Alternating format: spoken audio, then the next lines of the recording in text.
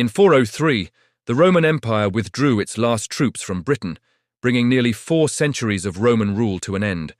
With Rome's departure, no strong authority remained to govern the island.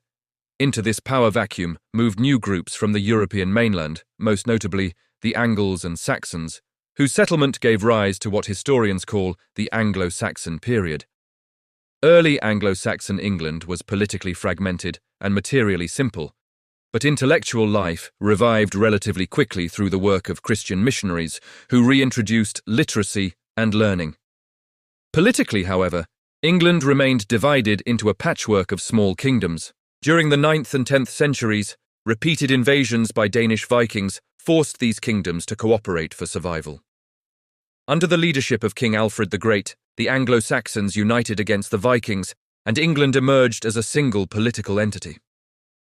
Because this unification occurred apart from the continental feudal developments taking place in France and Germany, England's political institutions evolved along a distinctive path rooted in older Germanic traditions. Anglo-Saxon England was divided into roughly 30 to 40 districts known as shires. Each shire was governed by an earl, who served as the chief military leader, and a sheriff, who acted as the king's local administrator. Unlike continental feudal kingdoms, England did not rely on a feudal army raised by territorial lords. Instead, all able-bodied landowners were required to perform military service. English armies therefore included not only nobles but also large numbers of small landholders known as yeomen. By about 1050, England had a higher proportion of independent farmers than almost any other region in medieval Europe, making its society and government markedly different from the emerging feudal systems across France and Germany. This distinctive Anglo-Saxon order came to an abrupt end in 1066. When King Edward the Confessor died without an heir, multiple claimants vied for the throne. One of them was William, Duke of Normandy, a distant relative descended from Viking settlers in northern France. Although the Anglo-Saxon nobles chose their own king, William crossed the Channel with an invading army. At the Battle of Hastings, William defeated the Anglo-Saxon forces and established himself as King of England, earning the title William the Conqueror. Because William had seized England by force, he claimed full ownership of the kingdom and undertook a systematic reorganization of its political structure.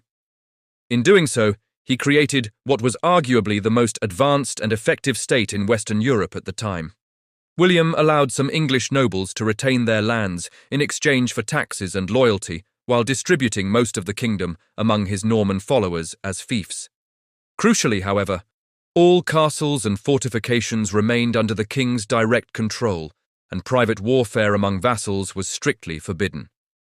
William preserved the Anglo-Saxon sheriff system for local administration and maintained the requirement that all landowners owed military service directly to the king. This fusion of Norman feudal practices with older Anglo-Saxon institutions gave English kings unparalleled advantages: a reliable tax income, military forces not controlled by feudal magnates, a centralized administration, and a strong base from which to govern their continental holdings in France. English monarchs used these resources to expand their authority, though they also provoked resistance from powerful nobles. One of the most enduring consequences of Norman rule was the development of England's common law, a unified legal system applied throughout the entire kingdom. After the conquest, England contained competing legal traditions: local Anglo-Saxon courts based on Germanic custom, feudal courts operated by great lords, and church courts that handled matters involving the clergy. Kings sought to bring order to this fragmented system by asserting royal control over justice. Henry III began this process, but it reached its most significant stage under Henry II. Henry II greatly expanded royal justice by declaring that the king's peace extended across the entire realm. Royal officials actively investigated crimes, and in 1166, Henry ordered leading citizens in each shire to meet with the sheriff and report criminal activity, creating an early form of the grand jury.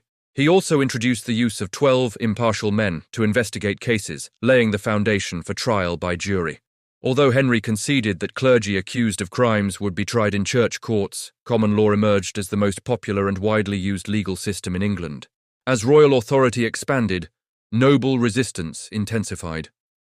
Henry II's sons, Richard the Lionheart and King John, imposed heavy taxes to finance wars abroad.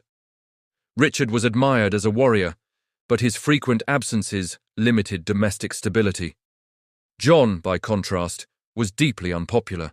He lost key territories in France, quarrelled with King Philip Augustus, and clashed with Pope Innocent III, alienating both the nobility and the church.